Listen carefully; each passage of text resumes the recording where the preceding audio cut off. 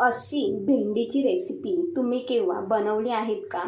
नक्कीच बनवलं नसाल तर पावसाळ्यामध्ये अशा पद्धतीने भेंडीची रेसिपी एकदा नक्कीच बनवा. सर्वच हट्टाने मागून खातील. लगेचच रेसिपीला सुरुवात करूया.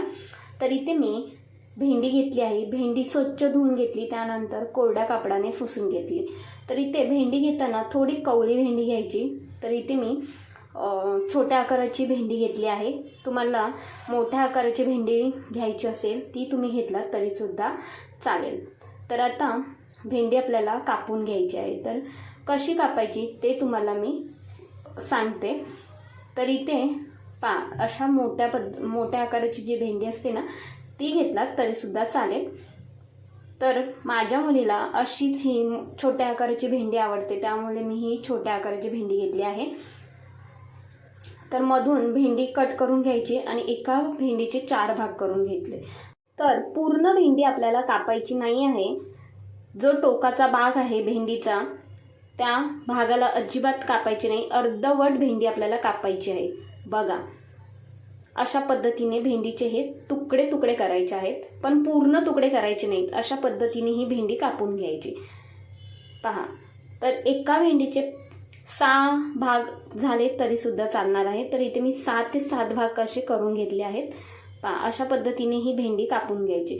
फक्त एवढं लक्षात ठेवायचे की भेंडीचे जे पुढचे टोक आहे त्या टोकाला कापायचे नाही, ते टोक तसेच ठेवायचे आहे. अशा पद्धतीने सर्वच ही भेंडी इथे मी कापून घेणार आहे.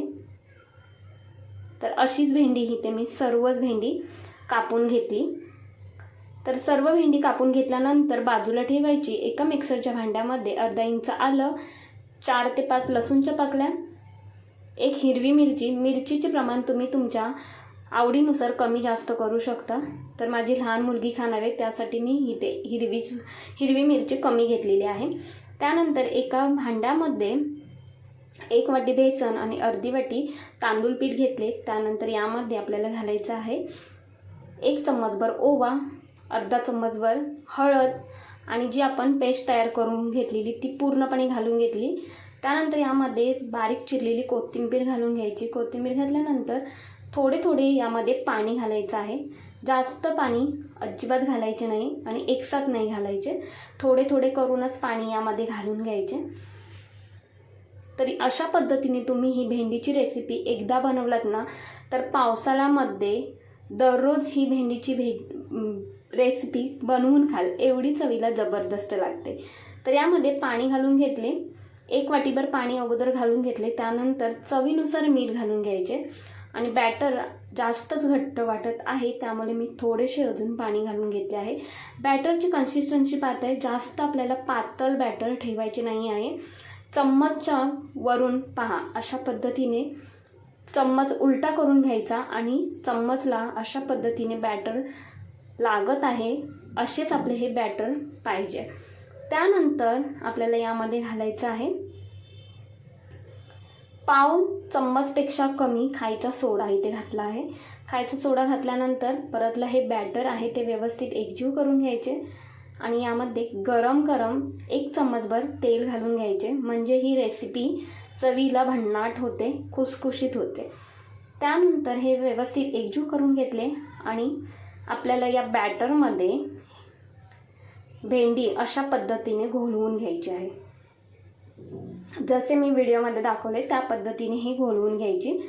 बाजूला गॅसवरती कढईमध्ये तेल गरम करायला ठेवले आणि त्यामध्ये एक भेंडी सोडून घ्यायची.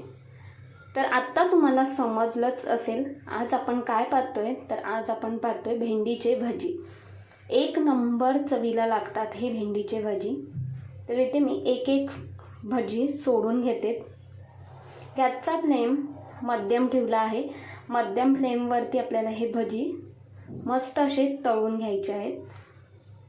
मंद ठेवलात तर भजी तेलकट होतील आणि एकदम हाय ठेवलात गॅस तर पटकन असे करपले जातील आणि आतून कच्चे राहतील. त्यामुळे मध्यम ठेवायचा आणि मध्यम गॅसवरती आपल्याला हे भजी मस्त असे कुरकुरीत होईपर्यंत तळून घ्यायचे आहेत. तर इथे मी सर्व भजी सोडून घेतले, म्हणजे 7 ते 8 भजी सोडून घेतले आणि हे अलटून पलटून मस्त असे तळून घ्यायचे. खरंच अशा पद्धतीने तुम्ही ही भजी बनवलात ना तर एक नंबर होतात. आणि पावसाळ्यामध्ये अशा वेगवेगळ्या पद्धतीने भजी तुम्ही नक्कीच बनवून खा. आता पावसाळासुद्धा सुरू झालेला आहे, तर इथे रंग पाहताय तुम्ही भजींचा, एक नंबर असा रंग आलेला आहे. आता हे भजी झाऱ्याच्या सहाय्याने मी काढून घेते. चवीला म्हणाल तर एक नंबर लागतात. तर हे भजी तुम्ही केचपसोबत खाऊ शकता किंवा हिरव्या चटणीसोबत सुद्धा खाऊ शकता. अप्रतिम चवीचे हे भजी लागतात आणि तसेच हे भजी अजिबात तेलकट होत नाहीत. छान असे हे भजी तयार होतात. मुले हट्टाने मागून खातील एवढे हे भजी मस्त होतात. तर हे भजी तळण्यासाठी थोडासा जास्तीचा वेळ लागतो.